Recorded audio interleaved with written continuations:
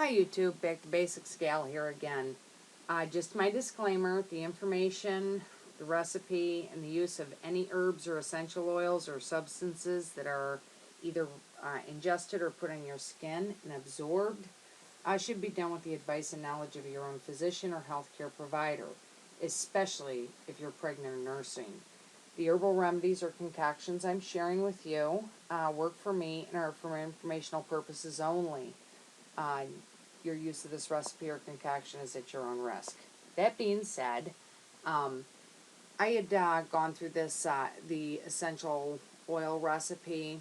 These oils are very expensive, and this is a lot more economical and budget friendly for those of you who don't want to spend $20 a bottle for some of these essential oils.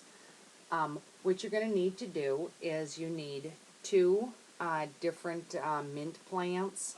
I'm going to use my peppermint and spearmint out of the garden, but if you have catnip around, you can also use that as one of the herbs you need. But you need two mints. So you can use the catnip in place of one of the mints, spearmint or peppermint. They have different mint plants you can get at the store. Anyway, a lot of people want to get the mint out of their yard, so you might find a neighbor or something that has some you can use. Anyway, you're going to want to cut it up, and you don't need a ton of this. I have, 3 or 4 stalks here. I like my bug spray kind of strong, and just cutting this up, you can really smell the oils releasing, just bruising these leaves. Anyway, so you'll need a mason jar. You're going to need some boiling water. I do have a pot of on the tea kettle on the stove right now, boiling as I'm doing this.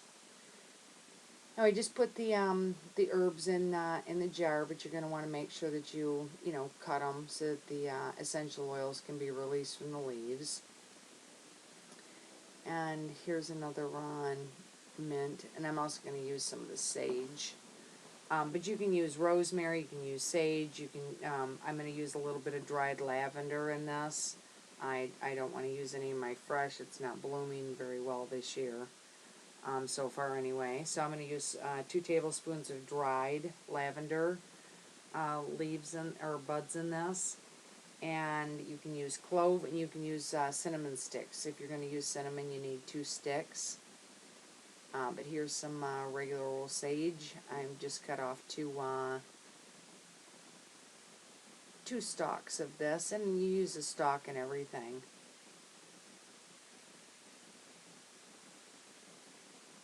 And again, just cut it up so that it releases the oils. And you'll be amazed at how strong this is. I'm going to put this on the counter for the next, for at least 4 days. That's the earliest I've ever had it to where I thought it was strong enough. And here's some variegated sage that I grew. Anyway, you keep it on I'm going to keep it on the counter by the sink. Every morning I'm going to shake this, and every evening I'm going to shake it.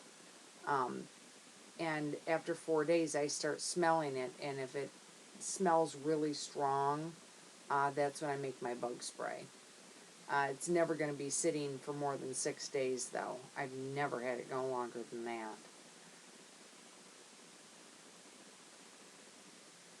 Anyway, so I'm going to put the lavender in here.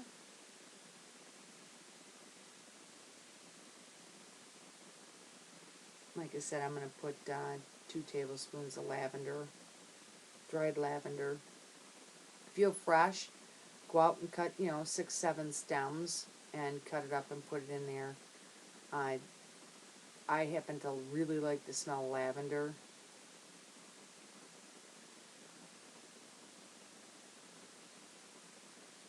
And the secret ingredient to this, I'm going to put 4 whole cloves in here. And like I said, you can use cinnamon sticks. If I were going to put cinnamon in here this time, I would put 2 cinnamon sticks. You have to be careful with how much you put in there, because some people, their skin gets irritated by the herbs. It doesn't bother us, so you may want to patch test this if you're going to try this. And I need 1 cup of boiling water.